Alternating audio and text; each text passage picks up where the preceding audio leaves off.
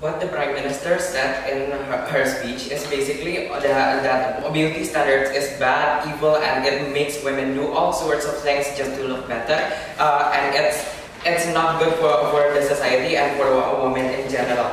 But we think, on the side opposition, this debate is not about whether beauty standards should exist or not in the end. Both wants a narrative of all women as beautiful, and there will be no beauty standards in the end of the day. And it's what we as the feminists as feminists should push to the society in the end. But we think that abolishing beauty standards should not come only by abolishing these makeups and just tools for making people amplify beauty in the end of the day. In our stance, we want to forward a message and legitimating all choice of women to what they want to make to their own body, and how they choose to amplify and make their beauty shine to the world in the end. So we think abolishing beauty standards, at what they said in the Prime Minister's speech, it's not going to happen with them abolishing makeup or pushing to abolish makeup in the end. I will explain to you why this is happening when we embrace all sorts of things and all sorts of choices when women do things to her body.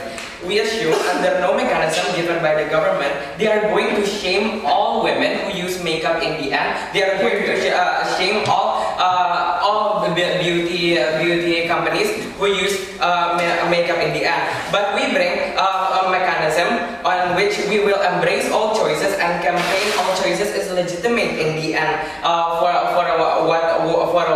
the women and what.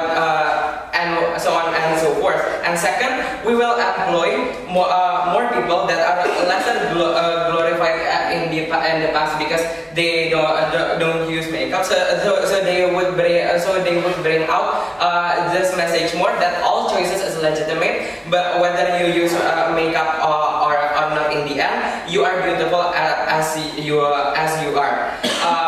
Going to my substantives, there are three substantives that I'm going to bring into this debate. First, that it is unfeasible for us to fight these beauty products and companies in the end because they have big cultural power, political impact in the end.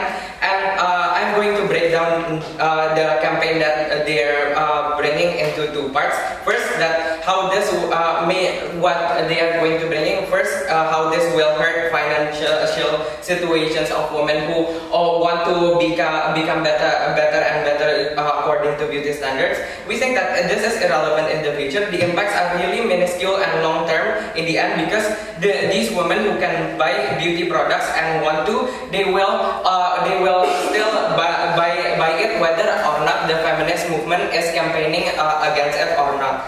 And second, what the shaming will come to materialize is maybe is about criticizing how you want to look like someone else. Maybe your idols look like someone else, and it is criticized. But you're also going to criticize idols who painted these women's lives, and maybe it's the one thing that inspires them in the end, how they are beautiful and how they are powerful when they use makeup or not use makeup in the end. And in the end,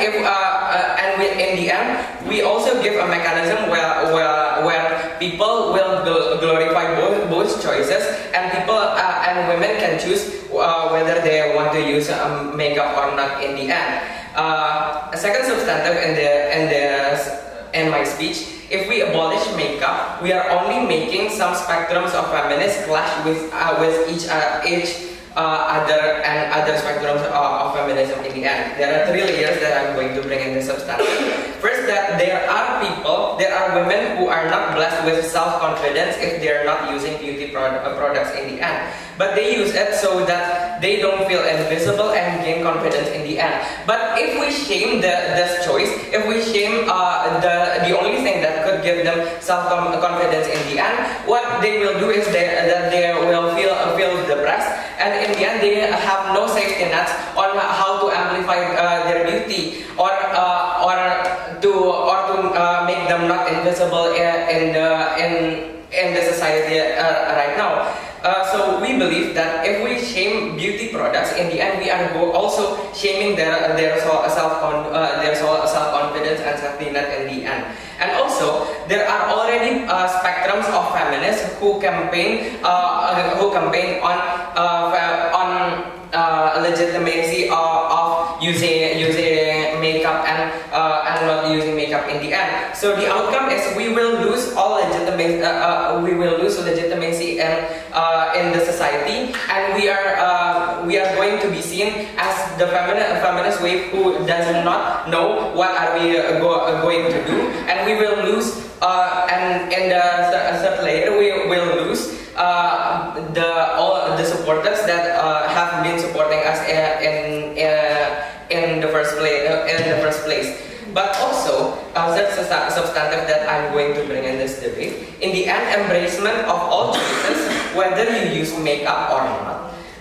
You're not making beauty standards disappear in the end. You just abolish a tool that's used to amplify someone's beauty standards. But comparatively, in our side of the house, we say that if you use beauty products, or if you don't use beauty products, it's all legitimate in the end. What is going to happen is beauty standards will fall, because there are more people also who don't use makeup, because we embrace all them. We embrace all choices in the end without shaming one part of feminism or so on and so forth. So in the end, we are able to achieve the goal better without the harms that is coming from the radical proposal given by the government team. We are very proud to oppose.